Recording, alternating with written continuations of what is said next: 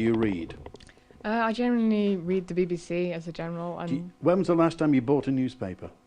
I haven't bought a newspaper. We get the courier that comes through the door, and I sometimes read a magazine? that. Do you ever read a magazine? I read history magazines, like History Extra and stuff like that. Okay, where do you get your news from?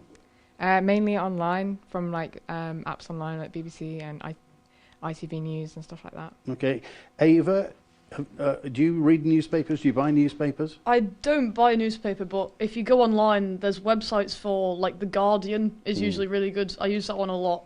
But we do get a newspaper in the post, a Manx Courier. Okay. I don't always read it, though. Magazines? Do you ever read a magazine? No, not really. Can you remember the last time you read a magazine?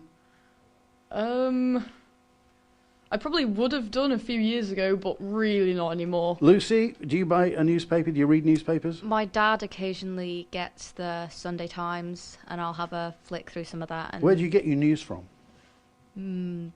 there's an app on my phone that summarises kind of a lot of The Guardian, Wall Street Journal as well, New York Times, and magazines wise. I read occasionally psychology and physics journals posted by universities. They're quite interesting. So all the stuff you've learned about Donald Trump, where did you get that information from? A lot of it I try and do my own research because some newspapers can be really biased. So if I hear something, I'll read a lot of sources to make sure I'm not getting the wrong picture or something that's really been influenced by someone. Okay. And Emily, newspapers. Do you buy newspapers, read them? No, I don't buy newspapers, but I regularly read The Guardian online. I find it most informative, and it's got a slight left lean, so I sort of relate to the articles it posts more than I would, say, The Sun or the newspaper. Do you watch television news at all? Yes, I do, yes. What do you watch? Usually ITV. After the chase or something, they've got Granada reports, so keep up with that, and then in the morning we watch the news as well. Okay. Harrison, do you read newspapers at all? No, I don't read the newspapers. I don't buy newspapers. I get my news from a lot of news outlets have YouTube accounts, Twitter accounts, and they post informative videos on there that I'll watch and read through as well on Twitter. Archie, do you read newspapers? Yes, I do read newspapers. I think they're a brilliant, informative. What do you read? I read if I'm going in and buy a newspaper, I'll usually tend to go for the Financial Times because I think the level of journalism, the level of writing, not in the financial sections, but in the main news, is just so much more informative. It's much more detailed. Okay, Thomas, do you read newspapers? Not newspapers, but I will look at websites, social media, just read around a lot. Okay. And Hal? I sometimes read the Sunday Courier that you get, but most of my stuff is on YouTube or just on the news app as well. Okay. I only mention that because there's surveys and research that says that within 10 years there will be no newspapers. There'll be no newspapers at all, so everybody's going to be getting their information online. I also want to talk, Lucy, about cannabis on the Isle of Man. Where do you stand on legalization of recreational or medicinal cannabis? I think medicinally I'm not 100% sure of the benefits it could have. I'd have to research into it more. And recreationally, I think it should be a legal substance.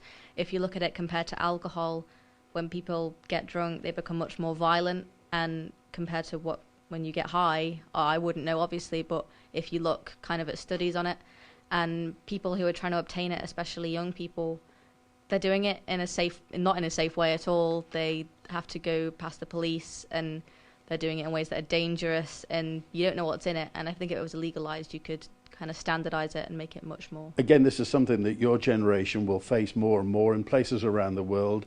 Recreational cannabis is legal and legally available. Do you think that's something the Isle of Man government should look at? I think they are looking at it as in terms of hemp, and I think they should definitely look at it. The states have done it, California, Canada as well. Emily, where do you stand on this? I believe that medicinal cannabis should be immediately legalised. I think it's an important part for treating things such as MS. And recreationally, if we are to legalise it, the government can make taxes off it and regulate it so that we don't have the problem of substances that you don't know going into the drugs that someone might be taking.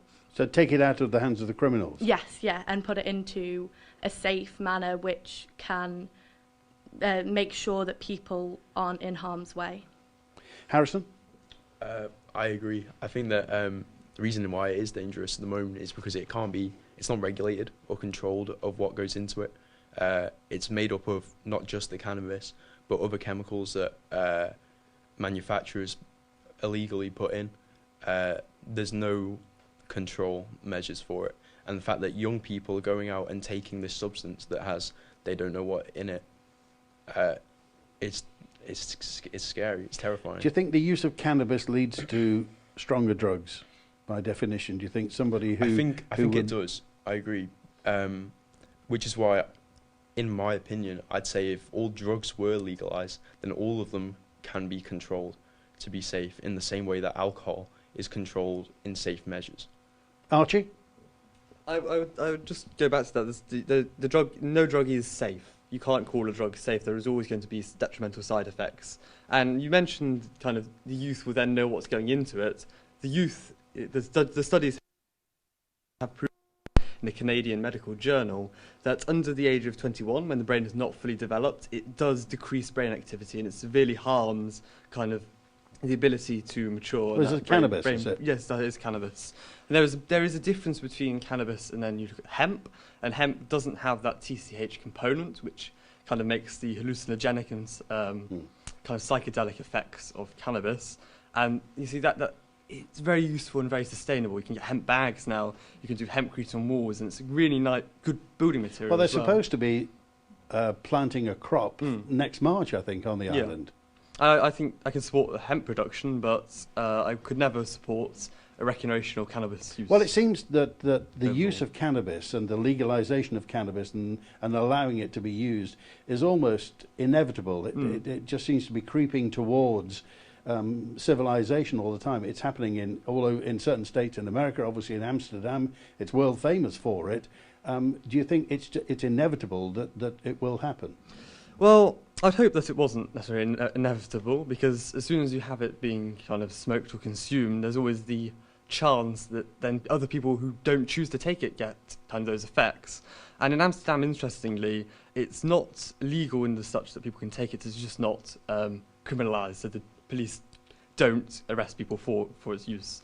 I think maybe really rehabilitating the people who use it could be helpful to stop maybe addiction. And people, like Emily said, with MS or epilepsy. Ava, I just wanted to... So do you think in terms of cannabis, do you think you can compare cannabis to alcohol?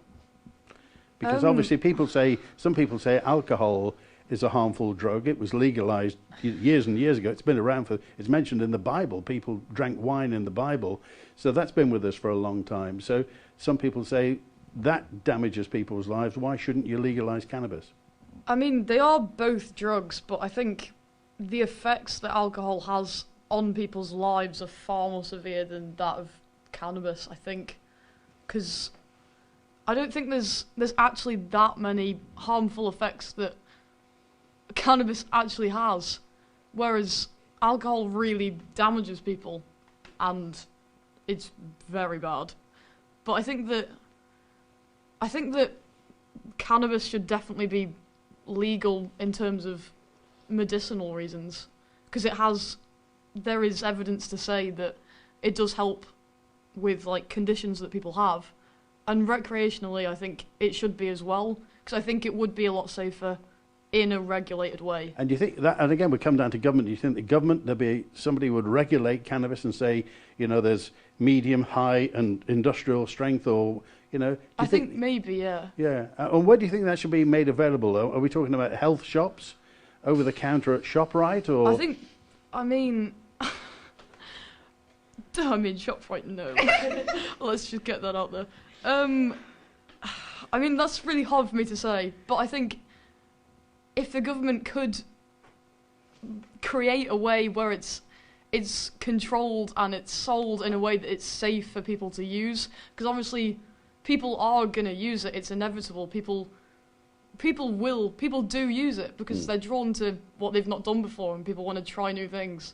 So people do use it, but it just needs to be controlled somehow. Is there a line then between using cannabis and harder drugs? If somebody uses cannabis and quite likes it, doesn't feel too bad after it, and somebody says, well, if you like that, you'll love this, and try something hard. Do you think there's a slippery slope, or do you think most people would stick with cannabis? I don't think there's always because people say that, well, some people say that cannabis is a gateway drug in that once you do that, it automatically leads to other things. I don't think that's true. I think sometimes it can be true, but definitely not in all cases. And is that down to the person or the drug? Do you think if somebody's got an addictive personality, they'll be addicted to stuff anyway? I think possibly it's more down to the individual rather than the actual taking of it. Ailish, what do you think about legalising cannabis? I think it should definitely be legalised for medicinal purposes, and I think if you were to legalise it recreationally, like with alcohol, you should have sort of an age sort of boundary for it, because obviously you're not supposed to drink alcohol till you're 18, and so perhaps doing that with drugs then maybe protects like the youth more. But I mean, it won't stop it happening for younger people, but it's happening across the rest of the world, so it's going to happen at some point. And if it is legal, you can control how what goes into it, and you're less likely to get batches mixed with really bad stuff. What do you think the criminals will do then? The criminals who sell cannabis at the moment, if the government legalised and it suddenly became available in retail form, the criminals wouldn't just give it up, would they? Well, they wouldn't just stop selling it because somebody else was selling it legally. How would you take crime out of it, is what I'm saying? That's quite hard. I think maybe some of the criminals might then open up their own sort of shops because they can do it legally, maybe. Oh, reformed criminal. Yeah, I don't know. Go into retail. Yeah, well, if it's a business opportunity that they know that they've made a lot of money from in the past, they can then expand on that. But yeah, if people have like addictions to it, then you want to help them in like a rehab and stuff like that to help make sure that they're, getting the help that they need. But I'm not entirely sure how you take the crime out of it. Okay. Tom, where do you stand on legalisation of cannabis? Personally, I don't agree. I'd just like to come on to this about the drug dealers, and if it was legalised, if they were producing it themselves, then they could always sell it for lower than the government was selling it with the taxes. So saying it should be legalised for the purposes of taxation then wouldn't work.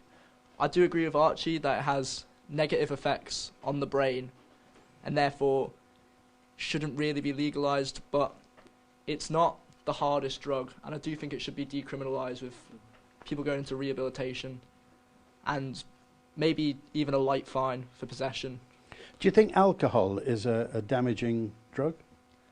Yes, but it's so now ingrained into every culture in the world that if you removed it, there'd just be uproar. They tried it in America and it didn't work. People still drank, and the same with marijuana. Even if it is illegal, people will still continue to do it. Okay, I want to go back to COVID now. I think it was how do you think the UK has handled COVID? I think, well, obviously we've never been in this territory before, but I just think they've just been too in the middle of the road. They haven't had either strong enough or like letting people do what they want to do, and now we're going into second lockdown. So, okay, Harrison, what do you think about how the UK's handled COVID? Well, I don't think it's good enough. They haven't done enough. I know my uncle, who lives across, has had it. He's done all the right things. He wears PPE. He stayed at home during lockdown, and he still got it. So I feel like with the second lockdown, if you look at how they reopened the rest of the UK, they opened up gyms and the cases, there was no spike. They opened up restaurants and there was no spike. But when they came to opening schools and universities, that was when there was another spike. So for a second lockdown to shut all those things that didn't increase cases, but to keep schools and universities open, where I'll mingle with about 200, 300 families, it is ridiculous. Do you think the Isle of Man government, obviously we've got students coming back from universities at Christmas, do you think all the students will observe the self-isolation rules? I do. I think the youth understands it. They have an intelligence about it. They know the seriousness of it that maybe some ignorant people won't. You see the protests across, and you don't see people like 17 going. It's older, ignorant people. Thomas? Yeah, I'm just going to say it's very easy to criticise the government for what happened when it opened up and the spikes in cases then. But you've got to remember, if you cast your mind back to at that time, there was a lot of people growing very annoyed that they weren't allowed out. And it seems as soon as they were allowed out, the government had given them what they want. They've then blamed the government for letting them have what they want. I think it's very hypocritical of the UK. Well, everything people. we have now is hindsight, isn't it? Nobody Yeah. knew at the time what was going to happen. Yeah, exactly. They could have. Everyone said they locked down too late, but they could have locked down early, and this couldn't have been as bad. Might have not have been a bad disease, and businesses would go just go out of business for nothing. But Thomas, how do you think the Isle of Man government's handled this then? Do you think, what marks out of 10, what would you give them? I don't want to give them a high mark because I think at some point we do need to reopen. We've been closed for perhaps too long. What do you think Completely we should reopen? The borders, I think, partially open them, well, more than they are. Allow more people to come in. As long as they're self-isolating. I know it's difficult to control, but I do think people need to get away. And you think they should, because they're talking about introducing the 7-day test as well. Yeah. So not 14-day isolation, but 7-day have a test and move on from there. Obviously, we're now 7 weeks away from Christmas. It's going to be 2021 before we even blink. This year's been horrendous. It's been, nobody's quite known what this year's all about. So you think we should reopen?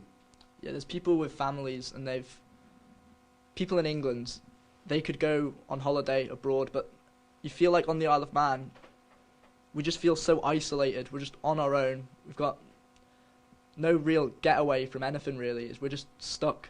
Harrison?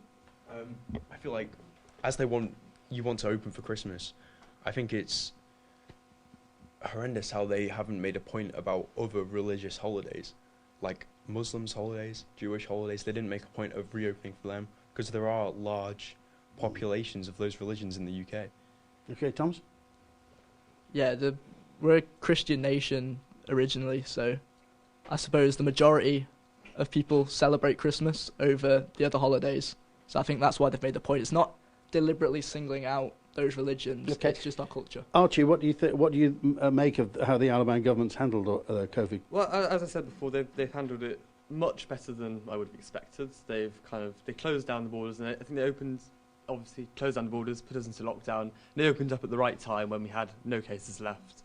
And I think they've done a good job here, making very harsh decisions and harsh punishments for those who break the COVID laws. Do you think it was right to send people to jail? Yes, because if there's a harsh punishment and they show we're not afraid to take action, less people will offend. If you just say, oh, we'll just give you a fine, we'll let you off, the more people that would just say, oh, it's only a fine, I would just pay £100,000 and then I don't isolate. That's not good. Okay. That's about it from Castle Rushen High School. First of all, I want to thank Matty Cunningham and Ben Hartley, Sarah Hendy, Barry Redfern. I'm Andy Wint, but I also want to thank Archie Elliott and Thomas Curfey and Hal Sansbury and Harrison Pickard, Emily Thompson, Lucy Norbury, Ava Shaw and Ailey Schwartz. And we'll leave it with Ava, really, because I want to talk to Ava. Thank you for being with us today. What are you doing for Christmas, by the way? That's a weird question. We're trying to get my brother home because he's at university in Sheffield. In Sheffield? Yeah, but we're not sure if he can come home. So if he comes home, we'll have a good time. If he doesn't, kind of sad. When will you know when he's going to get home? Hopefully in the next few weeks. It's really confusing because Sheffield's really bad. Like, the north is really bad right now. But hopefully we can book him a flight in the next few weeks. What's his name? Dylan. Let's think of Dylan Shaw coming back from Sheffield. And thanks to everybody at Castle Rushen High School. 3 weeks' time, we're going to be live at St Ninian's in Douglas. And we'll be back on the Mannin line live from the studio tomorrow at 12 midday. Late lunch is next on Manx Radio.